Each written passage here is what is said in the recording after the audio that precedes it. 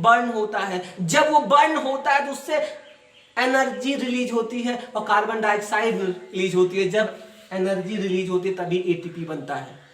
और जो ये उसका बर्न होना या ब्रेक डाउन होने का जो प्रोसेस है, वो मैक्सिमम जो प्रोसेस है वो माइटोकॉन्ड्रिया के अंदर ही होता है। इसीलिए माइटोकॉन्ड्रिया को powerhouse of the cell बोलते हैं। इसीलिए माइटोकॉन्ड्रिया को powerhouse of the cell बोलते हैं। एक सेल ऑर्गेनेल्स और है लाइसोसोम। लाइसोसोम को एक और स्पेशल नाम से जानते हैं, suicidal bag of the cell. Suicidal bag of the cell मतलब कोशिका की आत्मघाती थैली, suicidal bag of the cell.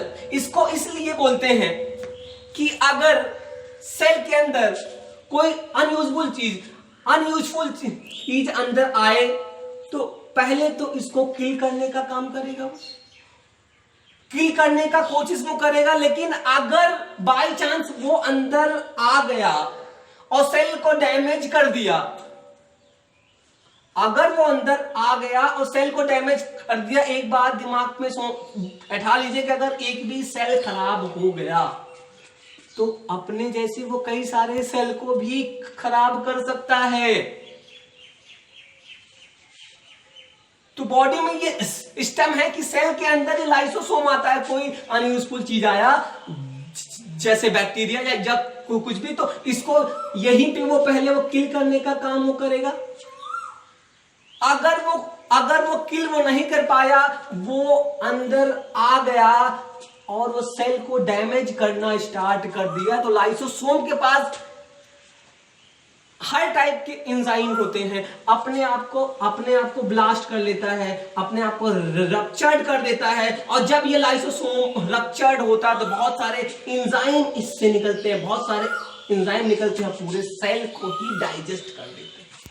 इसीलिए लाइसोसोम को suicidal bag of the cell कहते हैं। आप सिंपल में समझिए, आप यहां हैं, 5 आतंकवादी आए, आप उनसे फाइट कर रहे हैं।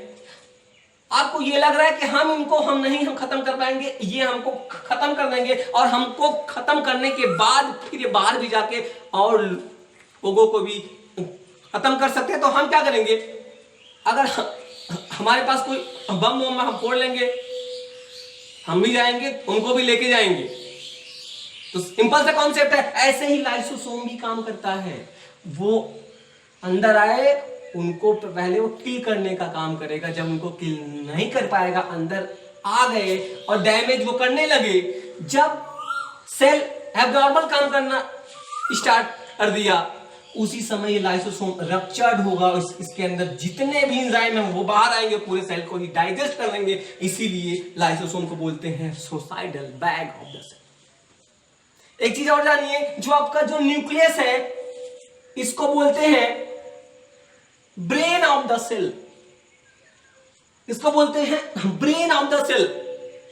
हमारे जो बॉडी में जो ब्रेन है, हमारे जो बॉडी में जो ब्रेन है, वो पूरे बॉडी को कंट्रोल करने का काम करता है। और ये जो न्यूक्लियस है, ये पूरे सेल को कंट्रोल करने का काम करता है। क्यों? क्योंकि इसके अंदर न्यूक्लिक एसिड होता है, जो डीएनए या आरएनए, इसके अंदर न्यूक्लिक एसिड होता है। न्यूक्लियस जो चाहेगा वही सेल में होगा, इसीलिए न्यूक्लियस को बोलते हैं ब्रेन ऑफ द सेल। मतलब सेल के अंदर जितनी भी एक्टिविटी होती हैं, जितना भी मेटाबॉलिक एक्टिविटी होती हैं, उनको ये कंट्रोल करने का काम करता है। इसीलिए न्यूक्लियस को ब्रेन ऑफ द सेल बोलते हैं। एक चीज और जान लीजिए, अभी कभी एक क्वेश्चन आता है राइबोसोम। अभी हमने आपको बताया राइबोसोम एक सेल ऑर्गेनेल है जिसको बोलते हैं राइबोसोम। राइबोसोम सेल का सबसे स्मॉलेस्ट जो सेल ऑर्गेनेल्स है वो राइबोसोम है। Smallest cell organelles of the cell वो राइबोसोम है। और राइबोसोम को एक और नाम से भी जानते हैं, इसको इंजन ऑफ द सेल बोलते हैं, या प्रोटीन की फैक्ट्री के नाम से भी जाना जाता है, क्योंकि जो प्रोटीन सिंथेसिस होता है वो प्रोटीन सिंथेसिस राइबोसोम के अंदर ही होता है। अगर राइबोसोम ना हो तो प्रोटीन सिंथेसिस नहीं हो पाएगा। प्रोटीन सिंथेसिस 12th मॉलिक्यूलर में है, जब वो आएगा तो हम आपको बताएंगे। आज के लिए इतना ही। सेल को जाइए अच्छे से पढ़िए, अगले वीडियो में एक एक टॉपिक को हम लेके जाएंगे कि सेल वॉल क्या है, फिर ये प्लाज्मा मेम्ब्रेन क्या है, फिर माइटोकॉन्ड्रिया क्या है, ये क्या है। आज का वीडियो इसलिए इंपॉर्टेंट हुआ कि कई बार क्वेश्चन पूछा जाता है कि माइटोकॉन्ड्रिया को powerhouse of the cell क्यों कहते हैं, क्लोरोप्लास्ट को किचन ऑफ द सेल क्यों कहते हैं, लाइसोसोम को suicidal bag of the cell क्यों कहते हैं, न्यूक्लियस को ब्रेन ऑफ द सेल क्यों कहते हैं।